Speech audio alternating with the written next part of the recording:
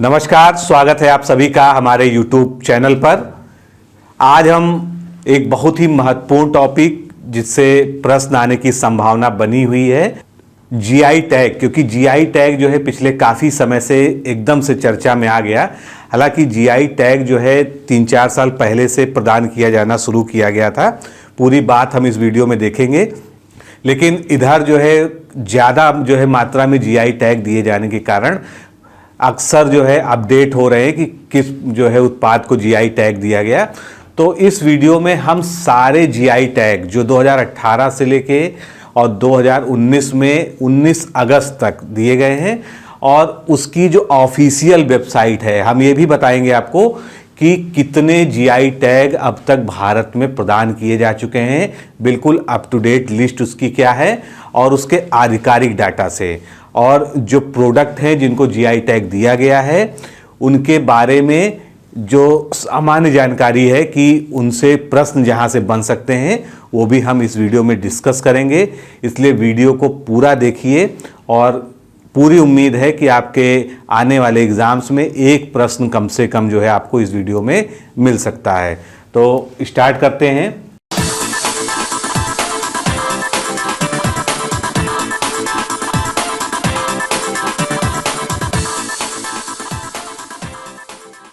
सबसे पहले GI tag है क्या, इसकी जो है शुरुआत कहाँ हुई थी, मतलब ये कानूनी आधार इसका क्या है।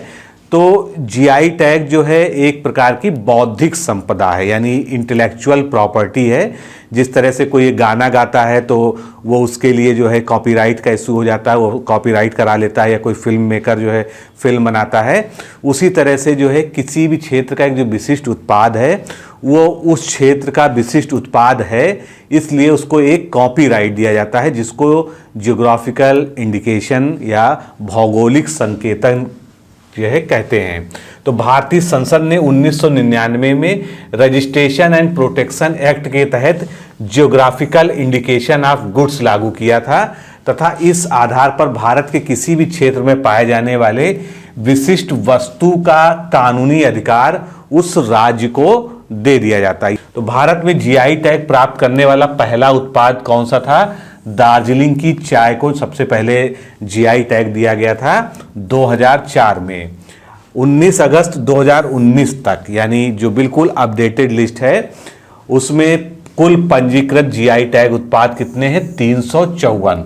तो ये डाटा चूंकि बदलता रहता है, लेकिन अभी 17 अगस्त को जो 4 उत्पादों को जीआई टैग दिया गया है, जिसमें बेलूर का पान का पत्ता, वो सभी हम देखेंगे। उसके बाद जो है ये डाटा जो है 354 का हो गया है, यानी अब तक भारत में कुल 354 उत्पादों को और वस्तुओं को जीआई टैग दिया जा चुका है। ये ipindia.nic.in ये इसकी ऑफिशियल वेबसाइट है। इस पर जाके आप बीच बीच में चेक करते रह सकते हैं कि कोई नया प्रोडक्ट ऐड हुआ है या नहीं हुआ है। अब ये भौगोलिक संकेतक जो हैं ये क्या है? एक प्रकार की इंटेलेक्चुअल प्रॉपर्टी है, बौद्धिक संपदा है, जो मैंने आपको बताया। और ये ऐसे उत्पादों के लिए किया जाता है जिनका एक विशिष्ट भौगोलिक मूल क्षेत्र होता है, यानी कोई भी उत्पाद या कोई भी वस्तु उस पर्टिकुलर क्षेत्र में ही पैदा होती है और वो उसके लिए एक विशिष्ट पहचान रखता है। तो ऐसी जो है वस्तुओं या उत्पादों को लिए दिया जाता है। अंतर्राष्ट्रीय स्तर पर जीआई का विनियमन या रेगुलेशन विश्व व्यापार संगठन WTO के बौद्धिक संपदा अधिकारों के व्यापार संबंधी पहलुओं, जिसको हम इंग्लिश में क्या कहेंगे? Trade related aspects of intellectual property rights, जिसको शॉर्ट में क्या कहते हैं? ट्रिप्स। ये याद रखिएगा, कभी फुल फॉर्म भी पूछा जा सकता है। तो इंटरनेशनल लेवल पर जो ट्रिप्स संस्था है, ये जो है बौद्धिक अधिकारों के अंतर्गत, इंटेलेक्चुअल प्रॉपर्टी के अंतर्गत जीआई के बारे में सारा रेगुलेशन तय करते हैं। और ये समझौता जो है कब लागू हुआ था? 1 जनवरी 1995 को, यानी ट्रिप्स से रिलेटेड जो समझौता है ये 1 जनवरी 1995 से प्रभावी हुआ था या लागू हुआ था। तो ये 2-3 क्वेश्चन जो है इससे रिलेटेड ये जुड़े हो सकते हैं। राष्ट्रीय स्तर पर यह कार्य वस्तुओं का भौगोलिक सूचक पंजीकरण और संरक्षण अधिनियम 1999, तो 1999 आपको याद रखना है कि इससे संबंधित जो हमारे भारत में नेशनल लेवल पर कानून बनाया गया, उस अधिनियम की क्या है 1999 है। इंग्लिश में क्या कहेंगे इसको, geographical indication of goods registration and protection act 1999 के तहत किया जाता है, जो सितंबर 2003 से लागू हुआ था। तो दो बातें हैं, ये अधिनियम 1999 में पारित हुआ और सितंबर 2003 से लागू हुआ, और इसी क्रम में 2004 में पहला जीआई टैग जो है दिया गया। आगे चलते हैं। ये एक विशिष्ट भौगोलिक उत्पत्ति वाले उत्पादों को और या उनकी विशेष गुणवत्ता या प्रतिष्ठा विशेषताओं के संबंध में सदियों से उत्क्रांति का एक प्रतीक है। अब ये सब इसके बारे में जनरल चीज़ें हैं। तो इसका जो है, जो इसको देने का उद्देश्य है वो क्या है कि उस उत्पाद की जो है जो एक प्रतिष्ठा है और उसकी जो एक मौलिक उत्पत्ति का स्रोत है, उसको विश्व स्तर पर, देश स्तर पर जो है सामाजिक आर्थिक पहचान दिलाई जा सके, और उसके जो इंटेलेक्चुअल प्रॉपर्टी है, बौद्धिक अधिकार हैं कि उससे मिलता जुलता उत्पाद कोई और ना बनाए या उसके नाम का कोई फ़ायदा उठाकर अपना व्यापार ना चालू कर ले, उसके लिए जो है उसके हितों का संरक्षण करने के लिए, ये बौद्धिक संपदा को संरक्षित करने के लिए जीआई टैग दिया जाता है। अब कई सारे जो हैं उदाहरण हैं जिसको हम आगे भी डिटेल में देखेंगे, जैसे दार्जिलिंग की चाय है, जयपुर की ब्लू पॉटरी। आपसे जब भी क्वेश्चन पूछा जाएगा तो आपसे या तो उत्पाद का नाम दिया होगा, जैसे कि ब्लू पॉटरी, ये किसके लिए जो है जीआई टैग इसको प्रदान किया गया है, यानी किसके नाम पर ये पंजीकृत है, तो ये जयपुर के लिए है। बनारसी साड़ी और तिरुपति के लड्डू, ये सभी जो है कुछ प्रसिद्ध जीआई टैग हैं। वर्ष 2004 में दार्जिलिंग टी को पहला जो है दिया गया था, ये हमने बात कर ली है। और एक और बड़ी जो है जो क्वेश्चन जहाँ से एराइज हो सकता है कि ये जो जीआई टैग है इसका रजिस्ट्रेशन 10 साल के लिए होता है, यानी आज अगर किसी उत्पाद को दे दिया गया 2019 में, तो 2029 में जो है उसका रजिस्ट्रेशन जो है समाप्त हो जाएगा, उसको फिर से रजिस्ट्रेशन कराना पड़ेगा। नहीं रजिस्ट्रेशन कराएगा तो उसका जीआई टैग का जो संरक्षण है, जो दर्जा है उसके बौद्धिक अधिकारों का, वो समाप्त हो सकता है। आगे चलते हैं। तो कुछ और उत्पाद जो प्रसिद्ध हैं वो कौन से हैं, जैसे कांचीपुरम की सिल्क की साड़ी, अल्फांसो आम, ये फिर कोल्हापुरी चप्पल, बीकानेर की भुजिया, नागपुर का नारंगी, कोल्हापुर की चप्पल बात हो गई, आगरा का पाथा या आगरा का पेठा, तो ये सभी जो है जीआई टैग हैं। हाल ही में शाही लीची को भी जीआई टैग मिला है, जो कि कहाँ कहाँ पर है, मुजफ्फरनगर, समस्तीपुर, वैशाली, बेगूसराय व पूर्वी चंपारण का उत्पाद माना जाएगा, यानी इन्हीं जिलों को जो है इसके लिए जो है ऑथराइज किया गया है। उदाहरण के लिए बाहरी लोग इस शीर्षक या लेबल, जैसे दार्जिलिंग की चाय के साथ अन्य प्रकार की चाय नहीं बेच सकते हैं, जिसके अगर ऐसा वो करते हैं तो ये जो है अधिकारों का हनन होगा जीआई टैग में जो दिया जाता है, और उसके लिए उन्हें दंडित किया जा सकता है। भौगोलिक संकेतक जो है दो प्रकार के होते हैं। एक वो होते हैं जो पहले प्रकार के, वे भौगोलिक नाम होते हैं जो उत्पाद के उद्भव के साथ स्थान का भी नाम बताते हैं, जैसे शैंपेन, दार्जिलिंग, तो इनके साथ जो है इनका जो है उद्भव भी जुड़ा है कि जो है दार्जिलिंग की चाय हो गई, बनारसी साड़ी हो गई, तो इसके साथ जो है उनका भौगोलिक जो है। दूसरे हैं गौर भौगोलिक, यानी जिनमें जो है भौगोलिक उत्पत्ति के बारे में पारंपरिक नाम जो ये बताते हैं कि एक उत्पाद किसी एक क्षेत्र विशेष से संबद्ध है, जैसे अल्फांसो, बासमती, इन सभी में जो है अल्फांसो आम, तो आपको जो पता होगा कि केवल एक ही जगह से वो संबंधित। तो गैर भौगोलिक और भौगोलिक दो तरह के इसमें नाम हो गए। अब जो कुछ चर्चा में रहे हैं 2019 में रिसेंट, आप जो है आपने सुना जरूर होगा, लेकिन वो कहाँ के उत्पाद हैं और उनके बारे में थोड़ा सा जो है जनरल नॉलेज, जहाँ से क्वेश्चन एराइज हो सकता है कभी भी। तो कड़कनाथ मुर्गा की बात करते हैं, ये कहाँ के लिए रजिस्टर किया गया है, झाबुआ मध्य प्रदेश। झाबुआ मध्य प्रदेश के कड़कनाथ मुर्गा को जीआई टैग दिया गया था, और 2017 में ही राज्य सरकार ने इसके लिए एक ऐप भी जारी किया गया था।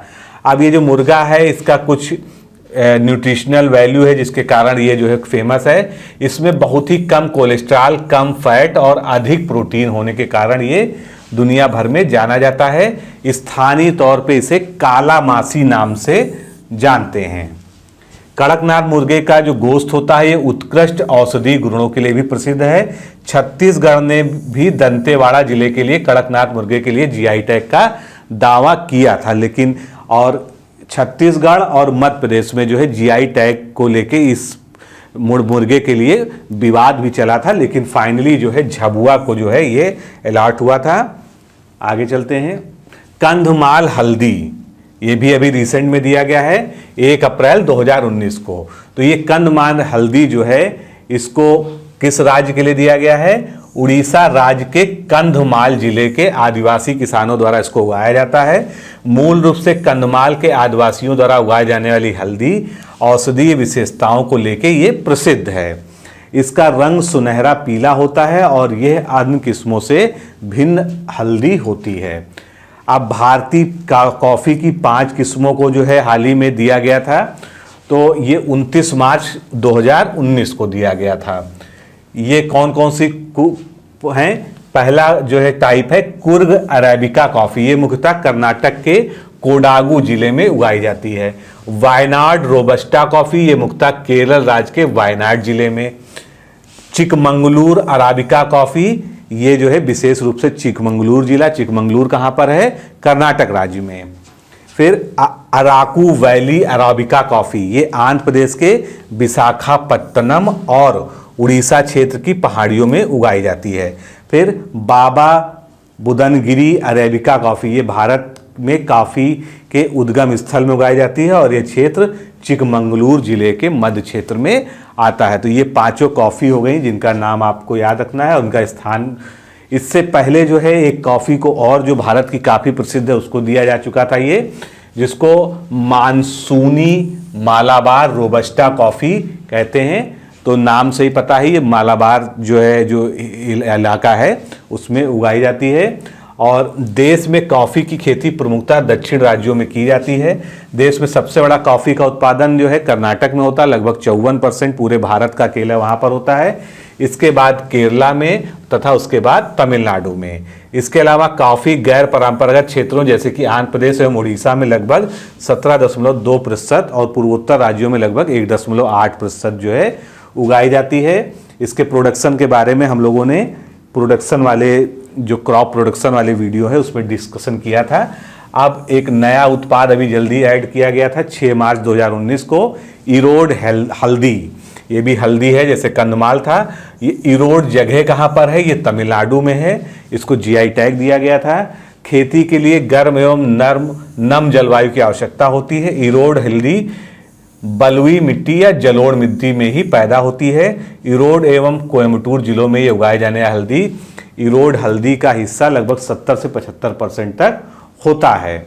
अल्फांसो आम, जिसके बारे में हमने शुरू में ही बात की, तो अल्फांसो आम जो है महाराष्ट्र राज्य के रत्नागिरी, सिंधुदुर्ग, पालघर, ठाणे और रायगढ़ जिले में उत्पादित किए जाने वाले अल्फांसो आम को जीआई टैग दिया गया था। आमों का राजा कहा ही जाता है अल्फांसो को, और ये महाराष्ट्र राज्य में हापुस के नाम से जाना जाता है। तो इसका दूसरा नाम क्या है? हापुस है, जो कि महाराष्ट्र में इसको बुलाते हैं। अल्फांसो आम का निर्यात संयुक्त राज्य अमेरिका, ऑस्ट्रेलिया, जापान, कोरिया और यूरोप जैसे देशों में भारत से किया जाता है। भारतीय बासमती चावल, इसको काफ़ी पहले ही जो है जीआई टैग मिल गया था। तो इसके तहत पंजाब, हरियाणा, हिमाचल प्रदेश, उत्तराखंड, पश्चिमी उत्तर प्रदेश, जम्मू और कठुआ जिले जो कि जम्मू कश्मीर राज्य में है, तो यहाँ पर जो है जो बासमती चावल उगाया जाता है उसको जीआई टैग जो है दिया गया। अभी रिसेंट में तिरूर का पान का पत्ता जो अभी बहुत जल्दी ही यानी 17 अगस्त को ऐड किया गया है, तो इसकी खेती जो है केरल के मलप्पुरम जिले के तिरूर, तनूर, तिरुंगाड़ी, कुट्टीपुरम इत्यादि स्थानों में की जाती है। और इस पत्ते में कई औषधीय गुण होते हैं, इसका उपयोग औषधि तथा उद्योग में किया जाता है। तो आपको जो मुख्य रूप से याद रखना है वो ये है कि तिरूर का पान का पत्ता जो है ये केरल के मलप्पुरम जिले से रिलेटेड है, क्योंकि इसकी ओरिजिन ही जो है पूछी जाती है ज़्यादातर। पलानी पंचमर्थम, ये क्या है? ये एक तरह का प्रसाद है, पवित्र प्रसाद है। तमिलनाडु के डिंडिगुल जिले के पलानी शहर की पलानी पहाड़ियों में अवस्थित अरुलुगु धन्याथुपानी स्वामी मंदिर के पीठासीन देवता भगवान धान्यथुपानी स्वामी के अभिषेक से जुड़े प्रसाद को पलानी पंचामृतम कहते हैं। इस अत्यंत पावन प्रसाद को एक निश्चित अनुपात में 5 प्राकृतिक पदार्थों, कौन कौन से? केला, गुड़, चीनी, गाय का घी, शहद और इलायची। जिस तरह से हम लोग जो है उत्तर भारत में पंचामृत जो है बनाते हैं जब पूजा पाठ होती है, उसी तरह से ये 5 जो है पवित्र पदार्थों को मिलाकर बनाया जाने वाला प्रसाद है। और ये पहली बार तमिलनाडु के किसी मंदिर के प्रसादम को जीआई टैग दिया गया है। तो ये इंपॉर्टेंट है एग्जाम के पॉइंट ऑफ व्यू से। तमिलनाडु के डिंडुगल जिले का ये उत्पाद है, ये आपको याद रखना है। ताहलोपू आन फैब्रिक, ये कपड़ा है विशेष प्रकार का। इस कपड़े का निर्माण मिजोरम में किया जाता है और इसका निर्माण मुख्य रूप से आइजॉल तथा थेंजॉल में किया जाता है। तो बस ये याद रखना है आपको कि ये मिजोरम का उत्पाद है। ये सब अभी 17 अगस्त को किए गए हैं। मिजो पुआइंचेई, ये क्या है? ये मिजोरम का एक रंगीन मिजो शॉल है या वस्त्र है, जिसे मिजो वस्त्रों में सबसे रंगीन वस्त्र माना जाता है और मिजोरम की प्रत्येक महिला का यह एक अनिवार्य वस्त्र है और यह इस राज्य में शादी की अत्यंत महत्वपूर्ण पोशाक है जिसे सभी पहनते हैं वहाँ पर। मिजोरम में मनाए जाने वाले उत्सव के दौरान नृत्य और औपचारिक समारोह पर आमतौर पर इसी पोशाक का ही उपयोग किया जाता है।